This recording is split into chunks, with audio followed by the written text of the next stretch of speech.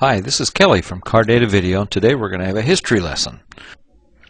Of all the automobiles that have ever been designed and built in the world, there's one that stands out as most significant above them all, and that's the Model T Ford. The Model T introduced mass production and single-handedly brought us from a horse and buggy level of technology to one where we had machines that were run by gasoline engines.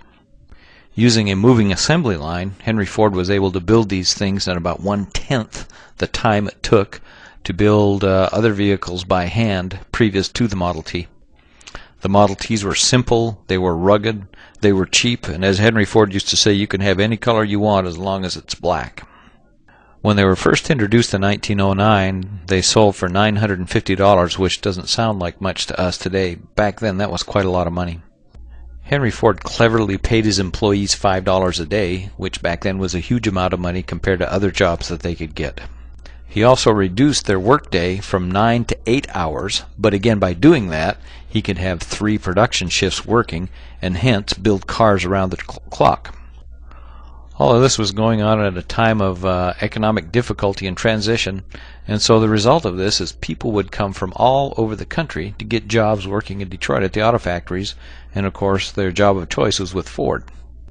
Production of the Model A's went for 19 years, from 1908 to 1928, and the last ones that were built that weren't very much different from the very first ones that he originally produced.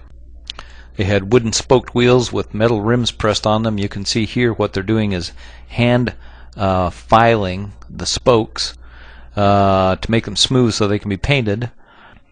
The engine was a ridiculously simple, by today's standard, and light 177 cubic inch, which is 2.9 liter 4-cylinder engine, which produced 20 horsepower. The vehicle weighed about 1,200 pounds, depending on which body style you got, and would be good for about 40 to 45 mile an hour top speed, and it had 2 forward gears. The assembly line was split so that the frame and the wheels and tires and everything were assembled at one point, and then the bodies were assembled separately, and then at one point the body would be dropped onto the frame. Over the years, an enormous number of body styles were created. You had a touring car, a roadster pickup, a ton truck, a closed cab ton truck, a coupe, a 2-door, a 4-door, a center door, a station wagon, and a convertible. Pretty versatile vehicle. Eventually the Model T was replaced by a Model A, which was a modernized, stylized version of a vehicle that looked quite the same.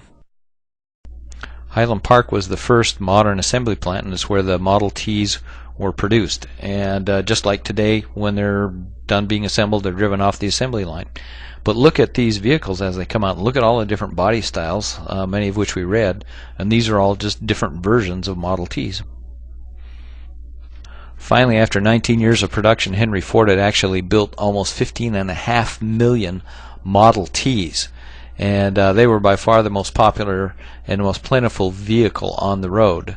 And here you can see the assembly of the 15 millionth, which is a 4-door convertible model, and as you can see, they've added some paint colors other than just black, and that actually is Henry Ford there driving off the assembly line and driving in that 15 millionth Model T Ford. This particular one hadn't gone through final assembly quality control. You can see how Henry had to give a little nudge there to get it shut properly.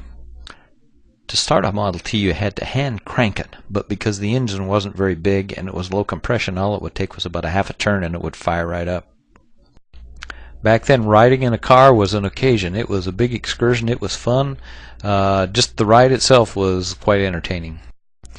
Keep in mind that going somewhere in a car was probably 10 times faster than going by horse or buggy, which is what they were accustomed to before. Back then, cities were just developing, and most of the roads were terrible, especially the country roads. And so the Model T had to be built in such a way where it could handle anything, all the way from no road to city roads, and it actually did a very good job of that.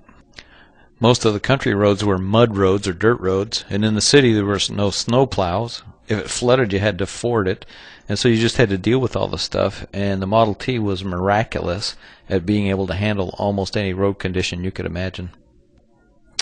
So here you've got the original Ford Model T, the great-great-great-grandparent of most every car you see on the road today. This is Kelly from Car Data Video.